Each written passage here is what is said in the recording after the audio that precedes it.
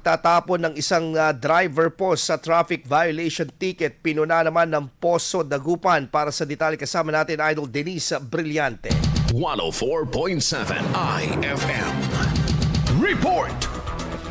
Mariing pinuna ng Dagupan City Public Order and Safety Office ang ginawa ng isang driver ng puting SUV na itinapon ng inisyong traffic citation ticket matapos itong mahuling nakaparada sa sidewalk sa Burgos Street, Dagupan City kahapon, ika-2 ng Nobyembre. Ayon sa Poso, iniwan ng driver ang sasakyan sa gilid ng kalsada ng balikan ng mga enforcer ang lugar. Wala na ito at tanging gusot na tiket na lamang ang naiwan. Bunsod nito pansamantalang panghahawakan ng Land Transportation Office o LTO ang transaksyon ng naturang sasakyan at hindi ito makakapag-renew hanggat hindi nababayaran ang multa. Giit ng lokal na pamahalaan ang ginawa ng driver ay malinaw na kawalang galang sa mga batas trapiko at sa mga otoridad. Dagdag pa ng Poso, ang disiplina sa kalsada ay tungkulin hindi lamang ng mga enforcer kundi ng bawat motorista at mamamayan.